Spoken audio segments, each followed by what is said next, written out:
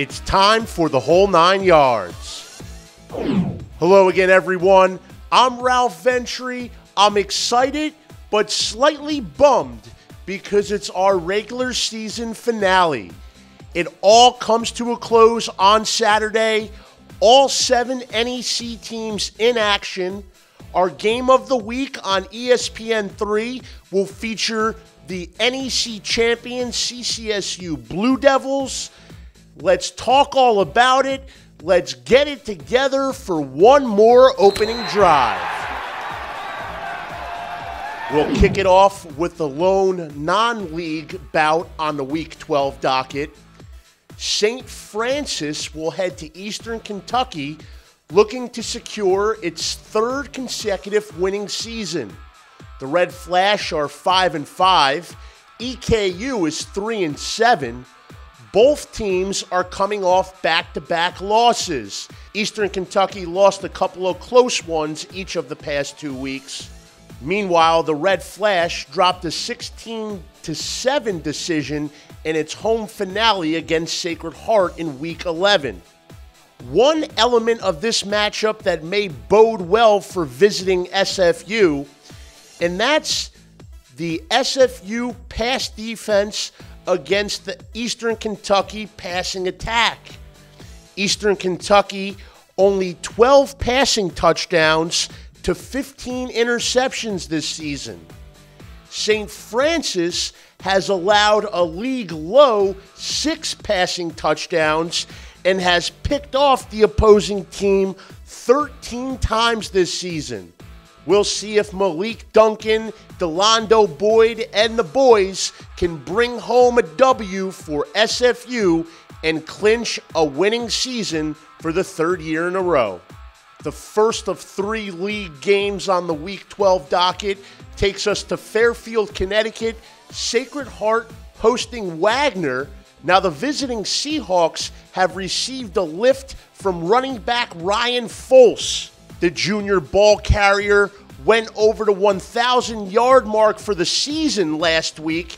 He went over the 120-yard mark for the 3rd straight game. He's the first Wagner running back since Dominique Williams to hit the millennium mark. Williams last did it back in 2013. Now, it won't be easy for Foles and the Seahawks on Saturday because they face the top run defense in the Northeast Conference. Sacred Heart with a veteran-laden front 7 from linebackers Kevin Barry to C.J. Parvalis. There's Dylan Ackerson on the line. They are holding opponents to 3.7 yards per carry and a league-low 137.9 yards on the ground. Sacred Heart's run defense versus Wagner's red-hot rushing attack is one matchup to watch. One more element to keep an eye on will be the Wagner pass rush against Sacred Heart's offensive line. Wagner with a league-high 31 sacks. Cameron Gill had 4 sacks in last week's game at Stony Brook. He has 8.5 on the season. Wagner gets after the quarterback better than anyone in the NEC. Sacred Heart has been adequate protecting Kevin Duke this year. We'll see if that continues. Saturday, catch it live on NEC Front Row. Next, we march up on to Smithfield, where Duquesne will visit Bryant. And if you like yards and points, there could be plenty of those in this one. The Bulldogs and Dukes are the top 2 offenses in the Northeast Conference, both averaging more than 415 yards per game. They're the only 2 teams in the NEC who are averaging more than 2 passing touchdowns per contest. Duquesne's Nahari Crawford, who caught 2 touchdowns in last week's setback against Central Connecticut. Well, Crawford has 13 receiving TDs. That's tied for 1st in the FCS. On Bryant's side, receiver Tom Kennedy has a touchdown in 7 straight games. It'll be interesting to see who comes out on top in this battle Duquesne averages a league-high 32.3 points per contest. Bryant surrendering more than 35 points per game. We'll see which side gives NEC front row the regular season finale, Dukes and Bulldogs from Smithfield. And finally, it's the featured NEC Game of the Week on ESPN3, and it showcases the Northeast Conference champs. Fresh off its title-clinching victory at Duquesne last week, Central Connecticut returns home to a root field to host the Robert Morris Colonials. CCSU, which has locked up at least a share of the conference crown and has secured the conference's automatic bid to the FCS playoffs, well, they're looking to become the first team to post a perfect NEC record for the first time in nearly a decade. Albany was the last to do it back in 2008. Saturday's matchup against Robert Morris features a pair of quarterbacks who are coming off prime performances in Week 11. For Robert Morris, Jimmy Walker registered the program's first 300-yard passing game in quite some time, throwing for 314 yards and 2 touchdowns in the home setback to Bryant. Then, of course, there's the NEC Offensive Player of the Week, CCSU quarterback Jacob Delgado, 299 yards of total offense, responsible for all 4 touchdowns in the road win at Duquesne, and engineered a 13-point comeback with under 7 minutes remaining. Now, Delgado will go up against a tough defense on Saturday.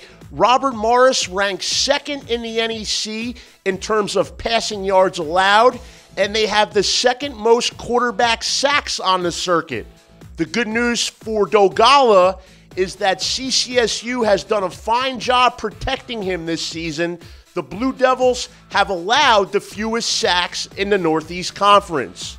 He'll be tested by a strong secondary in the regular season finale. We'll talk about one member of that secondary later on in the show. Robert Morris at Central Connecticut. The Blue Devils going for the perfect season. Watch ESPN, ESPN3, Paul Dottino, Kevin Gilbride, John Schmelk on the call. Kickoff 12 noon Eastern Time on November 18th. As the package comes to a close in New Britain. Let's take a look at the NEC stock market, see whose value is on the way up. And I briefly touched on that Robert Morris secondary just moments ago, and that unit has received quite a boost from sophomore Havon Price. He made his 4th start of the season on Saturday against Bryant, and he had a hand in 4 takeaways. The 5'8" cornerback from nearby Woodland Hills, Pennsylvania, made 2 interceptions against what was the top-ranked passing offense in the NEC. He also recovered a fumble and forced a fumble that was recovered by a teammate. 4 takeaways for Havon Price. He'll be lurking in the secondary at Central Connecticut in our Game of the Week on ESPN3. His stock is on the way up. We call our Twitter timeout here in the middle of the show, and this tweet comes from Atlanta Falcons Assistant General Manager Scott Pioli. For those of you unaware, Mr. Pioli is a CCSU alumnus, class of 1987. He played defensive tackle for the Blue Devils and has since had a tremendous career as an NFL front office executive. He's worked for the Patriots, was the GM of the Kansas City Chiefs. Now he's down in Atlanta, and he's still proud to be a Blue Devil. Sent this nice congratulations to Coach Rosamondo after CCSU locked up its first NEC title since 2010. Scott Pioli actually met the team face-to-face in late October.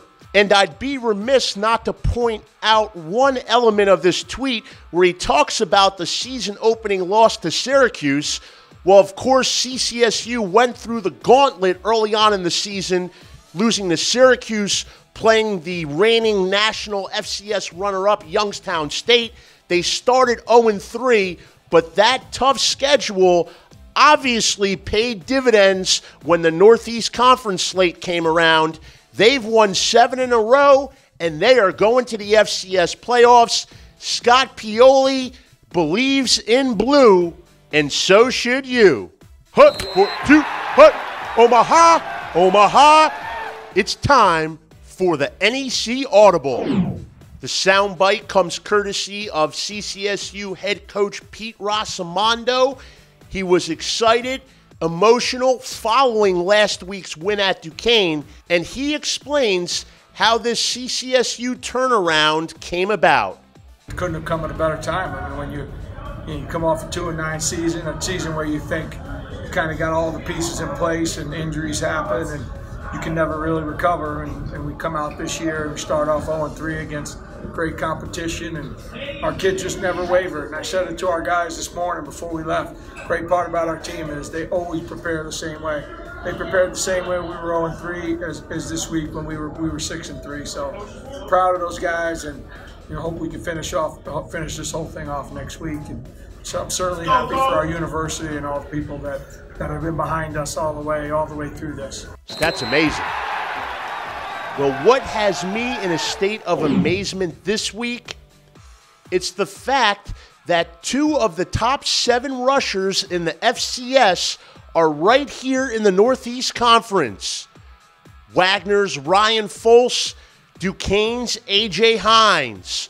Folse's 1,114 yards lead the NEC. In terms of per-game average, he goes for just over 111 per contest, and that's the 7th best in FCS. Then there's A.J. Hines, who missed 2 games due to injury, but he still has 10 rushing touchdowns in 8 appearances, 931 yards. He's gone over the 120-yard mark in 4 of his last 5 outings. A.J. Hines averaging 6 yards per carry and 116 yards per game. That's the 6th best average in the nation. A.J. Hines, number 6. Ryan Folse, number 7. 2 of the top rushers in the country are from the Northeast Conference, and stats amazing. Well, it's been one heck of a ride, and thanks for joining along with me. 12 weeks of shows in the books. The whole 9 yards comes to a close, but it's not a complete goodbye. Still have plenty of football coverage on Front Row in the coming couple of weeks. It's postseason awards, playoff results, and much more. So be sure to check it out on Front Row. And of course, our Week 12 Super 7 next Tuesday. But as far as the whole 9 yards goes, it's a wrap, and it's been real. I'm Ralph Ventre. Thanks for watching NEC Front Row, and we hope you've enjoyed Northeast Conference football here during the 2017 season. Until next time.